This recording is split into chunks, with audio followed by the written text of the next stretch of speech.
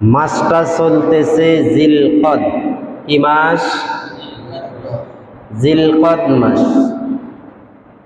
এরপরেই সামনে আসতেছে জিলহজ মাস। কি মাস? জিলকদের আজকে হচ্ছে শেষ জুমআ। এক সপ্তাহ পরেই শুরু হতে যাচ্ছে জিলহজ মাস।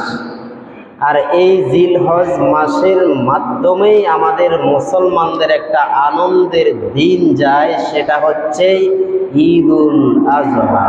কি? ঈদুল আজহা অর্থাৎ কোরবানির ঈদ। প্রত্যেকটা মানুষের একটা আনন্দের দিন থাকে, তেমনি ভাবেই মুসলমানদের জন্য আনন্দের দিন থাকে বছরে দুইটা, একটা হচ্ছে ঈদুল ফিতর আর একটা হচ্ছে ঈদুল আজহা। ঈদুল ফিতর শেষ হয়ে আমরা কোরবানির ঈদ অর্থাৎ ঈদুল আজহার কাছাকাছি সমবেত হয়েছে। এমনও তো ছিল গত বছর আমাদের সাথে অনেকেই কোরবানির ঈদ পালন করেছে, গরু জবাই করেছে। আজকে এই ময়দানে, এই মসজিদের ভিতরে তাকাইলে দেখা যায় ওই হৃদয়বান ব্যক্তিগুলো আজকে আর দুনিয়াতে নাই। আছে এরা? নাই। এমনও তো হতেই পারে এই কোরবানির ঈদের মুহূর্তে আমরা থাকবো, আবার আগামী দিনেই আমরা থাকবো কিনা জানি না। আল্লাহু আ'লাম, একমাত্র কে জানেন? আল্লাহ। মানুষের জন্য যে আনন্দের দিনটা আসে, এই দিনেই অনেক পশু জবাই করা হয়। আর এই পশু জবাইয়ের মাধ্যমে মানুষ উদযাপন করে, আনন্দ উল্লাস করে একমাত্র কাকে খুশি করার জন্য? বলেন, আল্লাহকে খুশি করার জন্য। সেই দিনটাই আসতেছে সামনে, ঈদুল আজহা অর্থাৎ কোরবানির ঈদ। হযরত নূহ আলাইহিস সালাম যখন দুনিয়ার জমিনে আসলেন, নূহ আলাইহিস সালামের পরবর্তীতে ইব্রাহিম নবী পর্যন্ত মাঝখান দিয়ে 2046 বছর গুজারি গেল। এর মাঝখান দিয়ে দুইজন নবী আসলো, লূত আলাইহিস সালাম, লূত আলাইহিস সালাম, আরো একজন নবী সালেহ আলাইহিস সালাম। এই দুইজন নবী ইব্রাহিম নবীর আগে অর্থাৎ নূহ আলাইহিস সালামের পরে দুনিয়ার জমিনে অবতরণ করেছেন। আর এই দুইজন ব্যতীত দুনিয়ার জমিনে নূহ এবং ইব্রাহিম পর্যন্ত কোন নবী আসে নাই। নূহ আলাইহিস সালামের জামানা শেষ। লূত আলাইহিস সালাম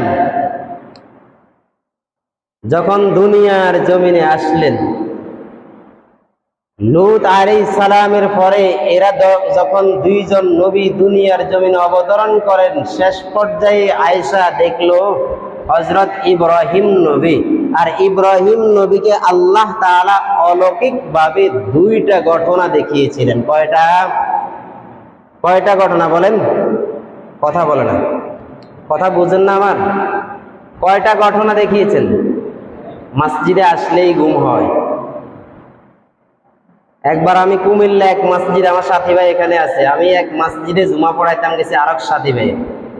জুমা পড়াইতে যাই বয়ান করতে, সবাই জুটতেছে এভাবে জোরের জোরের। আমি যখন একটু আওয়াজ দিলাম সবাই ভাবে এমনি নাচানাচি করে উঠল। মসজিদে আসলেই আল্লাহর রহমত বর্ষিত হয়, এই জন্য ঘুম বেড়ে যায়। তাহলেই হযরতে ইব্রাহিম আলাইহিস সালামকে কয়টা ঘটনা দেখিয়েছিলেন? দুইটা। কয়টা? দুইটা ঘটনা।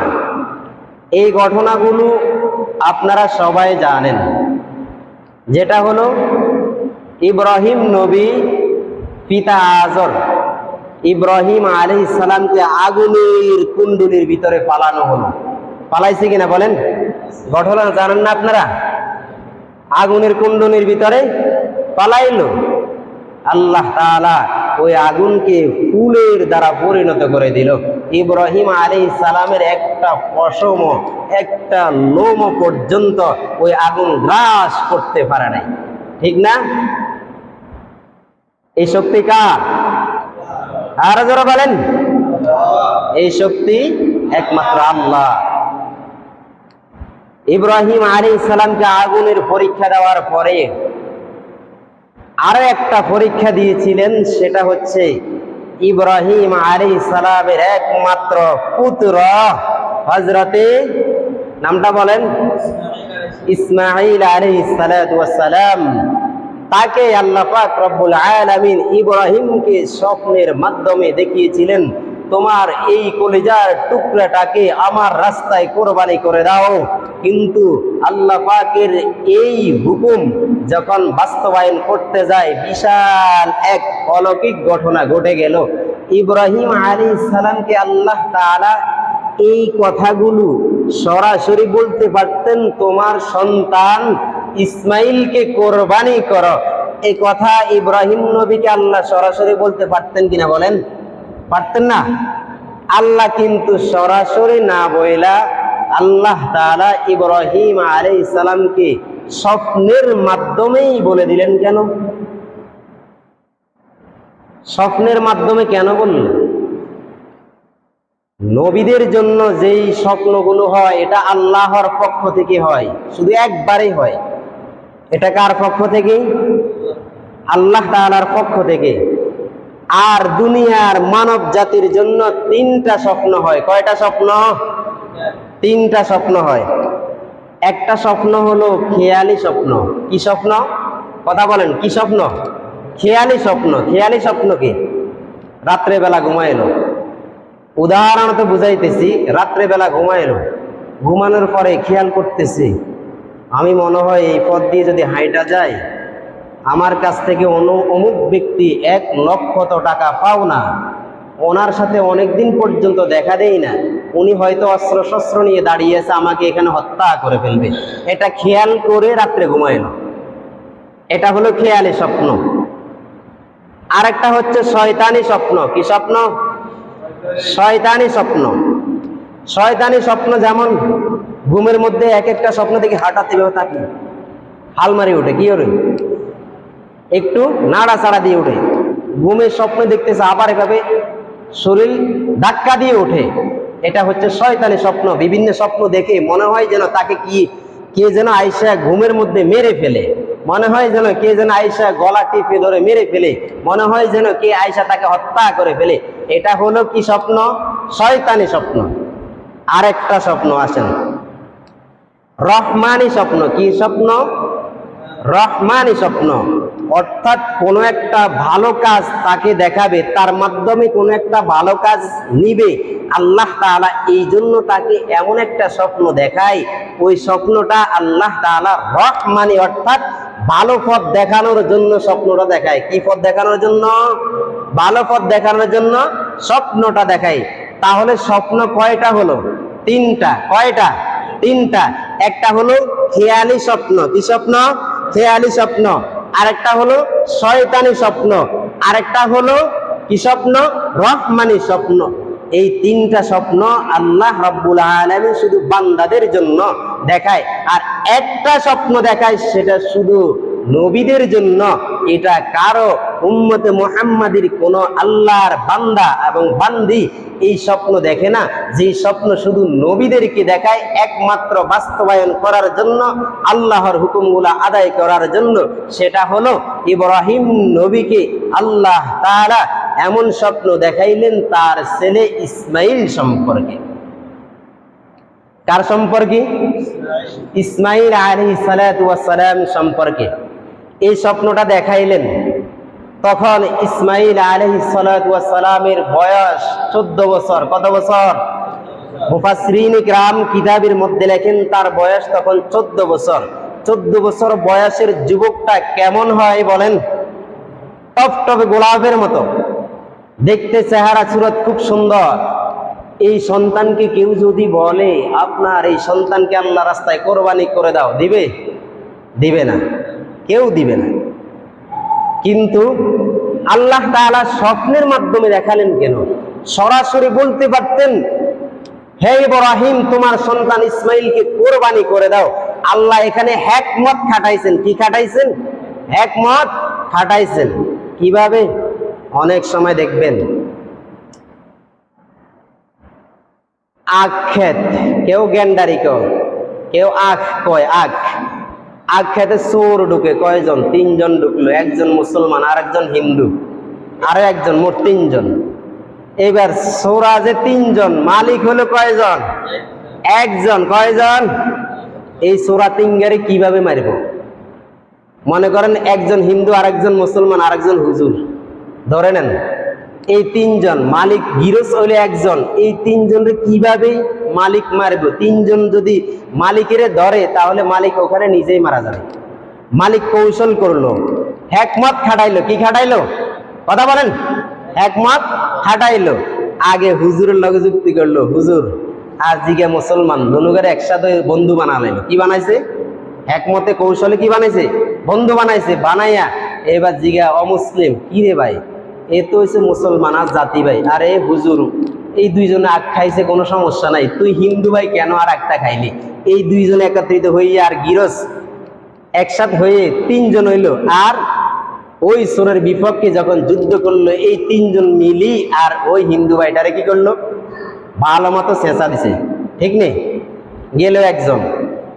এবার ধরলো আরেকজন মুসলমান ভাই গিরস বলতেছে, এ হলো আমাদের মসজিদের ইমাম সাহেব, মসজিদের খতিব সাহেব, হেমিয়া খাইলে খাইছে, আরে কোনো সমস্যা নাই, আর তুই কিনলে আমাদের খেতে এসে আগগুলা চুরি কর। এবার এই 2 জন একসাথে হই, হুজুর আর গিরস একসাথে হই, আর ওই যে মুসলমান ভাই ইগারে ভালো করে দিল। ভালো করে কি দিছে? মার দিছে। এবার আছে কয়জন? 2 জন পড়ে গেছে। কয়জন? আর একজন মালিকও খেলোয়াড়, আর আছে চোর একজন। কয়জন? এবার একজনে কি করতে পারবো? হারাইতো পারবো। এবার মালিকে ভালো করে ওই হুজুরেরা কি করছে? বানাইছে। এটা হিকমত খাটাইছে। হিকমত খাটানোর কারণেই 3 জনকে অলরেডি শেষ করে দিল। আল্লাহ তাআলা বলেন, আমি নিশ্চয়ই ইব্রাহিম নবীকে সরাসরি বলতে পারতাম, তোমার সন্তান ইসমাইল নবীকে তোমরা কি করে আমার রাস্তায় জবাই করে দাও। আমি যদি এই হুকুম দেই, আল্লাহর পক্ষ থেকে যদি এই হুকুম বাস্তবায়িত হতো, তাহলে প্রত্যেকটা মানুষ দিয়ে মানুষ কোরবানি করত। কি করত? মানুষ দিয়ে। যারা আমার মতো মনে করেন, আমি স্বাস্থ্যগুণ ধরি ঈদ উপলক্ষে কোরবানি আসলেই এদেরকে কি করতো? কোরবানি দিত। আর যেগুলো চিকনা এগুলো দিত না। এই জন্য আল্লাহ তাআলা হিকমত খাটায়া ইব্রাহিম নবীকে স্বপ্নের মাধ্যমে জানায়া দেয়, হে ইব্রাহিম, একমাত্র তোমার সন্তান ইসমাইল নবীকে আমার রাস্তায় কোরবানি করে দাও। যখন এই কথা বললেন, তার আগে আল্লাহ তাআলার কাছে ইব্রাহিম নবী ফরিয়াদ করলেন, ওগো দয়ার মালিক, রব্বি হাবলি মিনাস সালিহিন, আমাকে একটা নেককার সন্তান দান করো। আল্লাহ তাআলার কাছে যখন এই হুকুম চাইলেন, ফরিয়াদ করলেন, আল্লাহ পাক রব্বুল আলামিন তার দোয়া কবুল করলেন। দোয়াটা কবুল করার পর এমন একটা সন্তান দান করলেন, যে সন্তানটা আল্লাহর রাস্তায় কুরবানি করার জন্য আল্লাহ তাআলা বললেন, ফাবাশশারনাহু বিগুলামিন হালিম।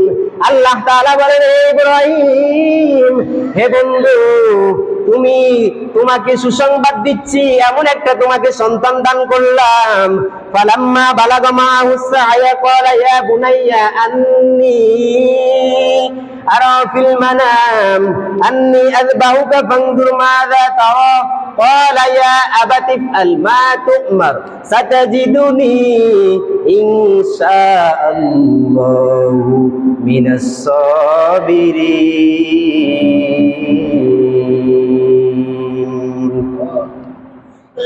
সন্তানটা যখন ধীরে ধীরে বড় হচ্ছে, বাবার সঙ্গে চলাফেরা করার বয়স হলো, এই মুহূর্তে আল্লাহ পাক রব্বুল আলামিন হুকুম করে দিল, হে বন্ধু, তুমি তোমার সন্তানটাকে আমার রাস্তায় কোরবানি করে দাও। সন্তানটা বাবার সাথে হাঁটতেছে, চলতেছে, চলাফেরা সব কিছু করে। আল্লাহ তাআলা যখন হুকুম করলেন, নবী ইব্রাহিম তার সন্তানকে বলে, ক্বালা ইয়া বুনাইয়া আন্নী আরা ফিল মানাম, হে আমার সন্তান, আল্লাহ তাআলা তো হুকুম করেছে তোমাকে দিয়ে কোরবানি করার জন্য, তুমি কি বলো, তোমার মতামত চাই। সন্তানকে যখন এই কথা বললেন, সন্তান বললেন, আন্নী আযবাহুকা ফানজুর মাযা তারা, ক্বালা ইয়া আবাতি ইফআল, হে আমার আব্বা জান, আপনি আপনাকে যে আদেশ দিয়েছে আদেশ পালন করতে থাকুন। আপনি যখন ইফআল মা তুমার, আপনার আদেশটা যখন আপনি পালন করবেন, সাতাজিদুনি ইনশাআল্লাহু মিনাস সাবিরিন।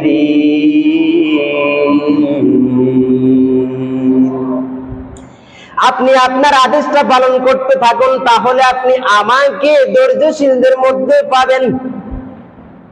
আল্লাহ তাআলা যখন হুকুম করলেন ইসমাঈল নবীকে, ইব্রাহিম নবী জবাই করার জন্য, আল্লাহর আদেশ ছেলে থেকেও হুকুম নিলেন, বলার সঙ্গে সঙ্গে ছেলে অনুমতি দিয়ে দিল।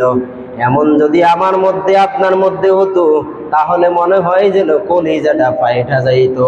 আমার এত বড় সন্তান লালন পালন করে, অনেক কষ্ট করে, টাকা পয়সা খরচ করে এই সন্তানটাকে বড় করেছিলাম, আল্লাহ হুকুম করলো দেওয়ার জন্য, সাথে সাথে দিয়ে দিলেন। এবং সন্তান বলেন, আপনি আমাকে ধৈর্যশীলদের মধ্যে পাবেন, কিয়ামতের ময়দানে আপনি আমাকেও দেখবেন।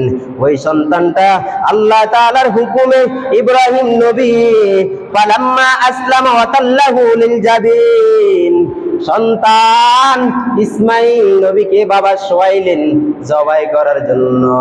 জবাই করার জন্য যখন সন্তানকে শোয়াইলেন, আবার বাবা সন্তানকে বলতেছে, ওয়া নাদাইনাহু ইয়া ইব্রাহিম, ইব্রাহিম আলাইহিস সালামকে আল্লাহ তাআলা খবর দিয়ে জানাই দিলেন, ইব্রাহিম নবী তার সন্তান ইসমাঈলকে যখন মাটিতে শোয়াইলেন, সন্তানকে জবাই করতে যেন বাবার কষ্ট না হয়, চোখগুলো বেঁধে দিলেন, যেইভাবে উপরাইয়া যদি শোয়াইয়া জবাই করতে কষ্ট হয়।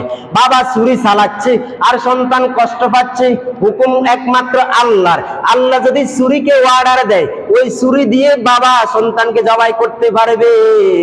আর ওই ছুরিকে অনুমতি না দেওয়ার কারণে শুধু জবাই করতেছে, কিন্তু সন্তানের গলা কাটে না। আল্লাহ তাআলার হুকুম তো ছুরির মধ্যে নাই। আল্লাহ শুধু হুকুম দিয়েছে ছেলেকে জবাই করার জন্য, বাবা শোয়াইলেন। আর কোরআনের মধ্যে বলেন, ফালাম্মা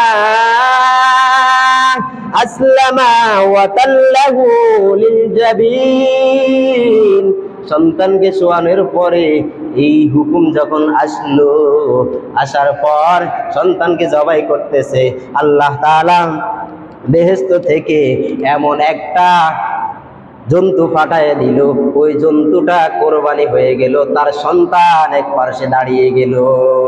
সুবহানাল্লাহ। এই কুদরত কার? আল্লাহ তাআলা এই কুদরতি হিকমত খাটায়া তার নবী ইব্রাহিমকে বললেন, স্বপ্নের মাধ্যমে সরাসরি বলতে পারতেন, বলেন নাই। কারণ কি জানো? বলে, উম্মতে মুহাম্মাদি, আমার বান্দা সবাই যদি আমি সরাসরি বলি তোমার সন্তানকে জবাই করো, তাহলে প্রত্যেকটা মানুষ দিয়ে এখন কোরবানি করা হতো। এই জন্য আল্লাহ পাক রব্বুল আলামিন সরাসরি না বইলা শুধু হিকমতের মাধ্যমে, স্বপ্নের মাধ্যমে দেখায়া দিলেন। তাহলে আমাদের জন্য সহজ করলেন না? সহজ করে দিলেন। এখন আল্লাহ তাআলা যখন এভাবে সহজ করে দিলেন, কদ সাদ্দাকাতার রুইয়া ইন্না কাযালিকা নাজিজিল মুহসিনিন, আল্লাহ তাআলা যারা মুহসিনিন, সৎকর্ম করে, ভালো পথের দিকে চলে, আল্লাহ তাআলা তাদেরকে সমস্ত কাজ থেকে বাঁচিয়ে দেয় এবং কি তাদেরকে পরিপূর্ণ উজরত দেয়। আর এই উজরত কি? ইব্রাহিম নবীর সন্তান ইসমাঈলকে জবা না কইরা বেহেশত থেকে একটা দুম্বা, একটা জন্তু পাঠাইয়া দিয়া আল্লাহ তাআলা ওই জন্তুটাকে কোরবানি করাই দিলেন ইব্রাহিম নবীর মাধ্যমে। এখন থেকে আমরা গরু, মহিষ, ছাগল, দুম্বা, বেড়া এগুলা দিয়ে কোরবানি করি। আল্লাহু আকবার। এখন চলতেছে কোরবানির আলোচনা। কিসের আলোচনা? কোরবানির আলোচনা। এখন এই মুহূর্তে অনেকেই প্রশ্ন জাগে, আমার তো টাকা পয়সা নাই, কোরবানির আলোচনার প্রয়োজন নেই। এক মসজিদে এরকম আমি জুমার বয়ান করতেছিলাম, বলতেছে টাকা পয়সা তো নাই হুজুর, আমাদের এলাকাতে কেউ কোরবানি দেয় না, এই আলোচনা লাগতো না। কারো টাকা পয়সা নাই, পুরা সমাজের মধ্যে কেউ কোরবানি দেয় না, একটা ছাগল দিয়ে কোরবানি দিবে এই টাকাও নাই, আপনি কোরবানির আলোচনা প্রয়োজন নাই। আল্লাহ তাআলা বলেন, কোরবানি যদি টাকাও নাই, পয়সাও নাই, যন্ত্রও নাই ক্রয় করার জন্য, কিন্তু এমন কিছু ফজিলত রয়েছে, যারা ধনী এরা কোরবানি করবে জন্তু দিয়ে, বেড়া দিয়ে, মহিষ দিয়ে, গরু দিয়ে, দুম্বা দিয়ে, ছাগল দিয়ে। আর যারা গরিব অসহায়, এদের মাধ্যমে এমন একটা ফজিলত বাতায়া দেয়, এই ফজিলত এভাবে তুমি আমল করা, আমল করলে যারা কোরবানি করে যেই সওয়াব পাবে, তুমি শুধু এই ফজিলত গুলা আমল করার কারণে অতটুকু পরিমাণ, সম পরিমাণ সওয়াব পাবে। সুবহানাল্লাহ। রাসূলের এক বেদুইন সাহাবী আল্লাহর রাসূলের কাছে আয়েশা বললেন, ইয়া রাসূলুল্লাহ, কথাগুলো বুঝেননি ভাই?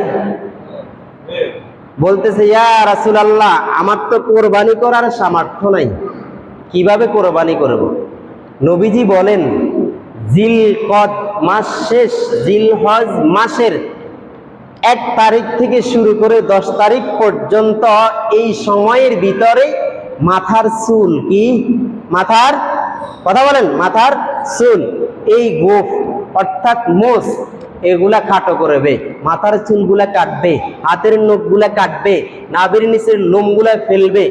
এই 1 তারিখে অর্থাৎ জিলহজ মাসের 1 তারিখ যেদিন শুরু হয়, এগুলো কায়টা একটু পাই পরিষ্কার হয়ে, অর্থাৎ ঈদের নামাজ পড়ে পরে বাকিগুলা কি করবে, যদি বড় হয় তখন কাটবে। ঈদের নামাজ পড়ার পরে ওই ব্যক্তিদের লোম এবং নখ এবং মাথার চুল এবং গোঁফ এগুলো কায়টা 10 দিনের একটা সুন্নত পালন করলো। এই পালন করার বিনিময়ে আল্লাহ তাআলা তার আমল নামায় কোরবানির সওয়াব লিখে দিল। সুবহানাল্লাহ। সুবহানাল্লাহর আওয়াজটা আরো জোরে দেওয়ার দরকার ছিল। এটা গরিবদের জন্য সুসংবাদ দিয়ে দিল না? বুঝছেন? তাহলে আজকে আরবি মাস অনুযায়ী জিলকদ মাসের 25 তারিখ, কত তারিখ? 25 তারিখ।